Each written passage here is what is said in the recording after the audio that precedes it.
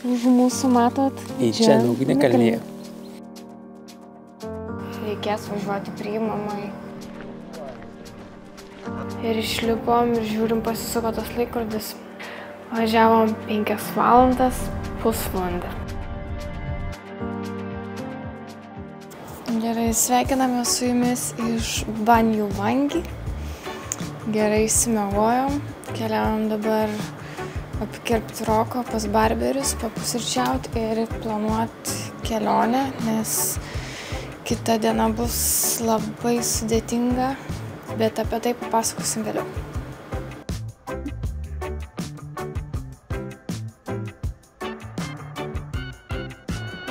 Vizitas pas barberį praėjo sklandžiai. Apkirpo, išsireikalavo 5 žvaigždučių įvertinimo Google Mapsuose ir nuotrauką dar pasidarė, kad pritrauktų daugiau turistų.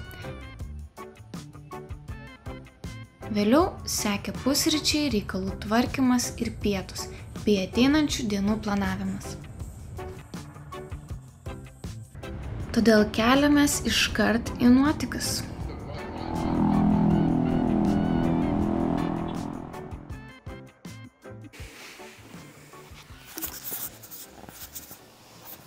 Tai labas rytas, dabar jau yra... 21. Tai toks rytas. Su dienom vis darosi ankstesnis kelimasis. Tai šiandien vykstam iki Aegean ugnikalnio. Norim pamatyti Blue lavą, mėlyną lavą ir kraterį. Ir saulėtekį. Nuvažiuojam. Ne veltui kėlėmės taip anksti. Iki Aegean ugnikalnio buvo mažiausiai valanda kelio. Svarstėme vykti su motoroleriu, bet protingiausia iki ten nusigauti automobiliu. Saugu ir žymiai patogiau. Žinoma, mus vežė kambario savininkas, per kurį taip pat gavome ir gidą į Aegean ugnikalnį. Indonezijoje tai įprasta praktika, jei nuomoji kambarį, greičiausiai turės ir maitinimo paslaugas, vairuotoją, turus.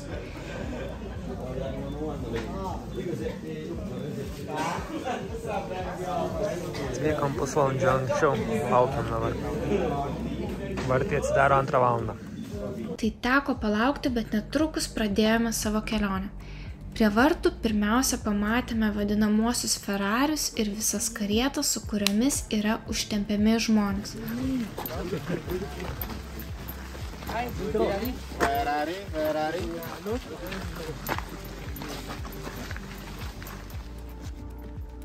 O vėliau jau įėjome į medžiais apaugusią takelį, kuris vedė tiesiai prie ugnikalnio.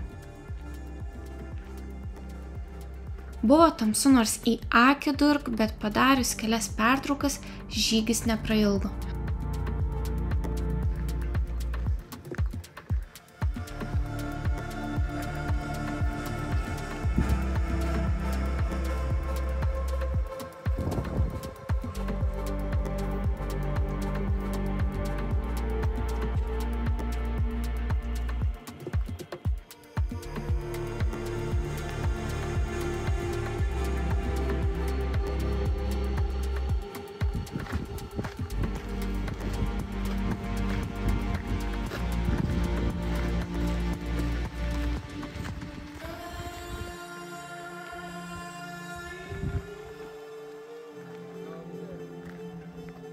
You make it from surface. Yeah, this not smell.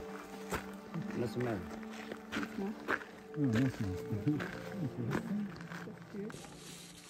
Nó mà đây kìa. Tarfal is good. Dog. Okay, just Okay. thank you. Yeah. Okay. Thank you. Okay.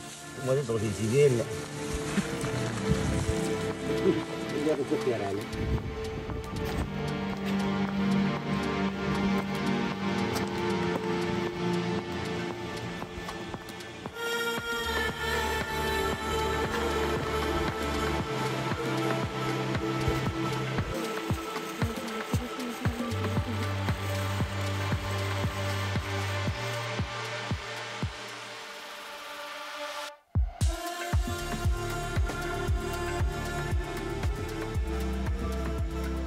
Buvome vieni iš pirmųjų, kurie pasiekė kraterį, todėl galėjome pasimėgauti ramybę mėnulio šviesoje, nes netrukus jau matėme artėjančias švieseles, kas reiškia, jog greitų metų žmonių bus dar daugiau.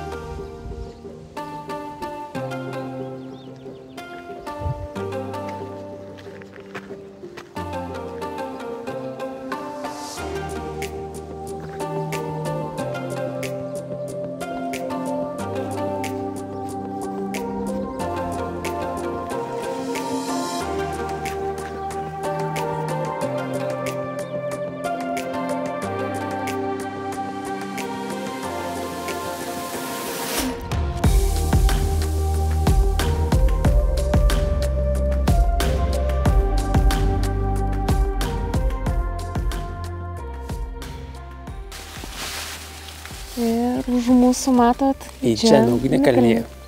Tai va, haikas prasidėjo kelios minutės prieš 2. Iki Džen ugnikalnio ėjom apie 50 minučių, ar gal net mažiau, ne, panašiai apie 50 minučių, tada dar nusileidom dar 20 minučių kokią. Patekom 2 turbūt, tai labai džiaugiamės, kad spėjom be visų žmonių, nes po to prisirinko keli šimtai žmonių. Tai buvo gan sudėtingas kelias į viršų, nes reikėjo praleidinėti labai daug žmonių, bet šiaip pats kopimas tai nebuvo sudėtingas, ne? Ne. Pasiėmiau visą FPV droną, visą įrangą, bet palikau namie telefono laidą. Tai va visi kadrai, kuriuos matot FPV.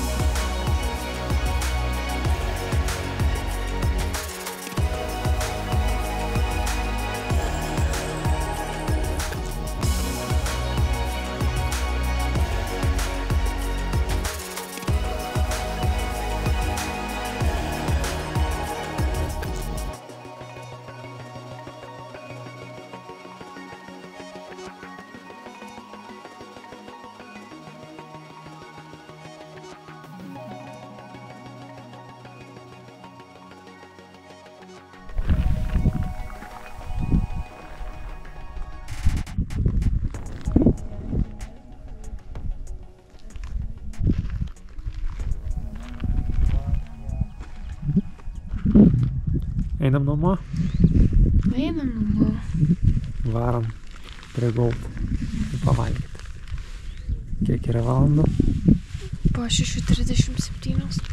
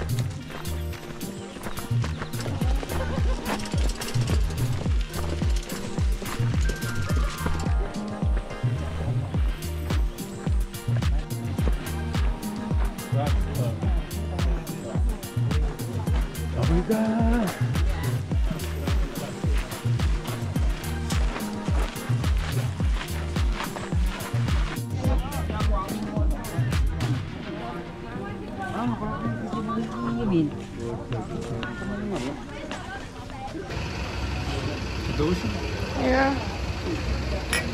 Už žygį. Kava į čia.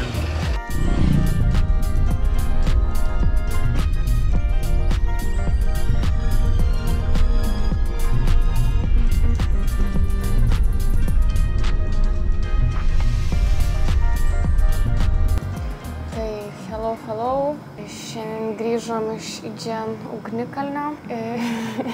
Nemiegojom jau 11 kokį valandų, nors dabar yra 11. Tai pasakysim, ko reikia. Pasikeitė naujos taisyklės. Dabar atsirado nuo šių metų, sausio mėnesio, kad patektum į Idžen ugnikalnį, reikia gido, būtinas gidas.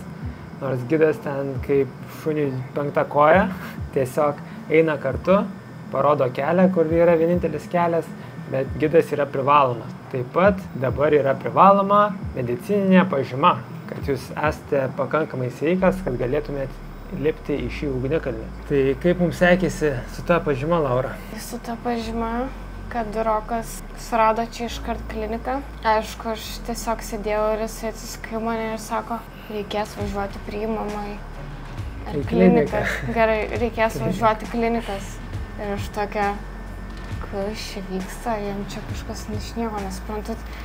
Ir tada paaiškino, kad reikia tos pažymos. Tai nuvykom iki klinikos, paėmė mūsų pasus, ten priregistravo, palaukėm laukiamajam, kuris buvo lauke. Tada mus pasikvietė. Davė čekiukus, kur turit nueiti į vaistinę susimokėti. O ten vaistinė tokia, kad ir bandelės pardavinėja. Tai kiekvienam kainavo po 30 000 rupijų, kas yra ten €70. Taip, tai tada susimokėję grįžom ten. Ir esmė, kad turi nesverti 100 kg, nesirgti astmą ir nebūti nėščia. Ir daugiau nei 3 metai, kad tau būtų. Taip, tai mūsų patikrinimas vyko taip, kad mus priėmė, tada pamatavo kraujospūdį, tuomet pamatavo liemens apimtį. Kodėl? Svorį, bet esmė, kad kai matavo pulsą, tai iš manęs dar pažengė, kad man čia didesnės venos iššoks ir sakau, wow, ir dar palėtė su ranka ir aš tokia sėdžiu ir... Nebuvo mačiusi tai. Labai keistai. Ūgio matavimas taip, kad paklausė ūgio. Jo, su svoriu galėjo tą patį padaryti. Ir tada siuntė į kitą kabinetą, kur... Pas vyriausiai specialistą. Gydytoja. Tiesiog kažkaip paklausė, ar ant kalno čia, taip, ir priejo patikrinti tiesiog plaučių tą kvėpavimą, bet esmė, kad ne tai, kad ten labai įsiklausytų, bet tiesiog užsidėjo ir šitaip pridėjo ir tiesiog prie komponų. Tiesiog mokykloje, kad sportuotum, didesnis patikrinimas vyksta negu šitą ugnikalnį, tai čia toks ir nesupratau. Tiesiog darbą savo pasidarė, nes atrodo, ten visa jų paklausa dabar yra iš tų medicinos patvirtinimų, sertifikatų, kad gali lipti į kalną, nes kiekvieną dieną į kalną lipo ten po kelių šimtų žmonių. Ir tarkim, jeigu čia nepasidarai klinikose kažkokią miestelį, tai ten vietoj tada turi darytis. Prie įėjimo, bet gali būti eilės. Tada galite pavėluoti iki ugnikalnio nueiti, tai geriau susitvarkyti iš anksto. Ir pats ugnikalnis. Tai užlipom, kol buvo tamsu nelabai matęs ten tos įkalnis. Vieni iš pirmųjų iš tikrųjų atėjom anksčiau, pamatėm mėlynąją lavą. Tai yra dujos, kurios dega, mėlyna spalva. Bet dega tik tada, kai tamsu ir prieš saulėlydį. Taip pat papasakojo tas gidas mūsų 3 vardu. Papasakojo, kad jo tėtis dirbo sieros skaldytojų ir nešiotojų 15 metų. Ir dabar labai sumažėjo tų darbuotojų, nes dabar suklestėjo turizmas ir labai daug žmonių tingi lipti į kalną. Ir yra Ferrari ir Lamborghini, kurie jūs gali užvežti viršų. Taip, ir iš tų akmenų skaldymo jie anksčiau uždirbdavo apie 100 000 rupijų, tas yra apie 12 eurų per dieną, tai dabar jie uždirba iki 1,5 milijono rupijų per dieną. Tas yra žymiai didesnė suma, tai tik 15 kartų vien už tai, kad turistus užtempia į viršų ir nutempia žemyn.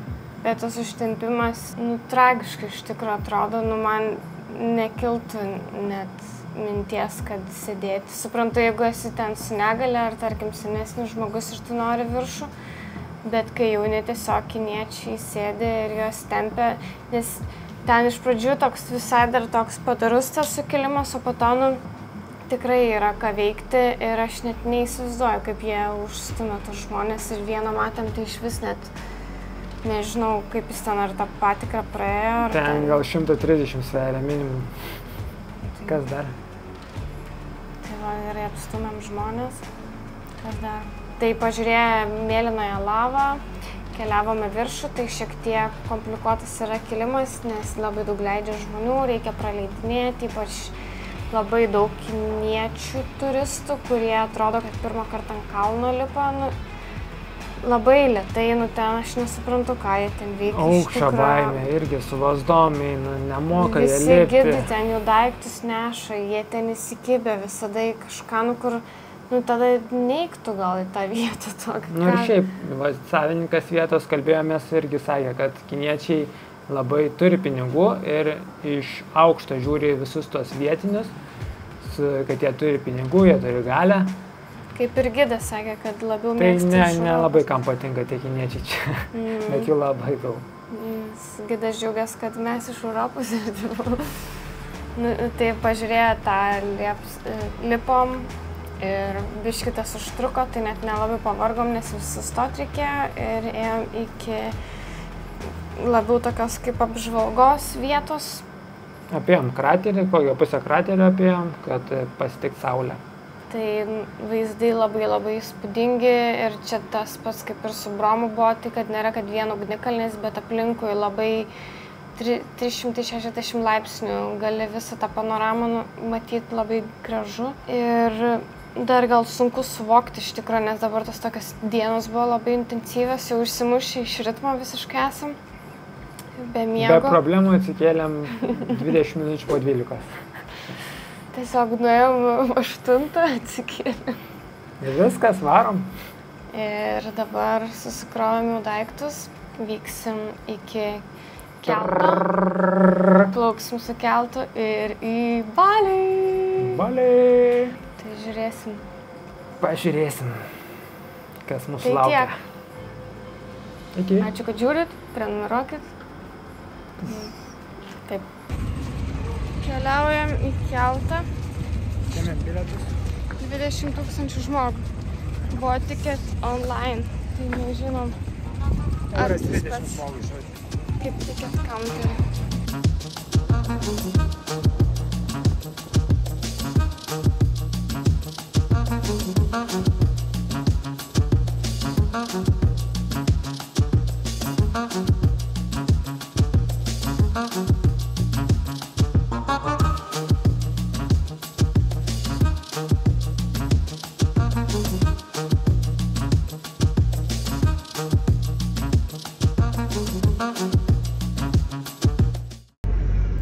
Irgi būna, kad žmona išeina pasižiūrėti po keltą ir dingsta pusvalandžiui ir turi savo daiktus.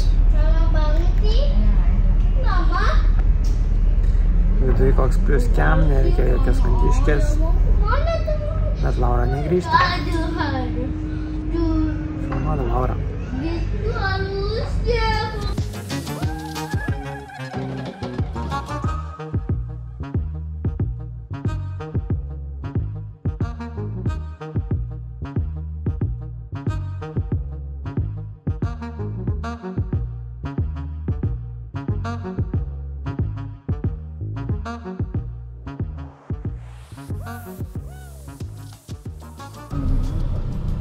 It's okay.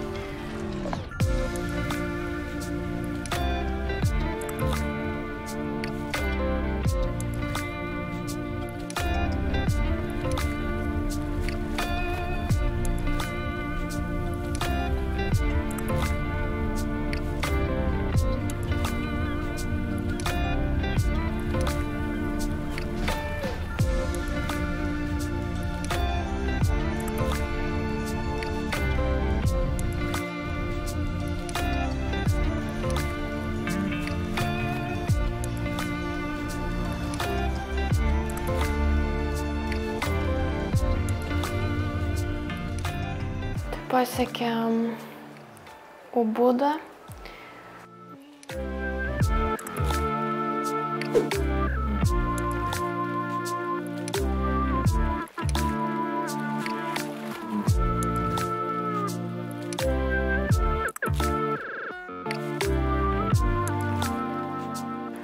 Kažkaip nepagalvojom, kad pasisuks laikas atvykus į Balį 1 valandą ir mes buvom užsisakę vairuotoją, tai vietoj to, kad mes atvyktumėm be 10:02, mes atvykom be 10:03. Sukeltų ten greitį 25 gal minutės ir išlipom ir žiūrim, pasisuko tas laikrodis. Tai mūsų vairuotojo jau nebuvo, tai radom jau vietoj, ten visi apstojo kaip katinai prie maisto. Vienas sutiko ir turėjom važiuoti.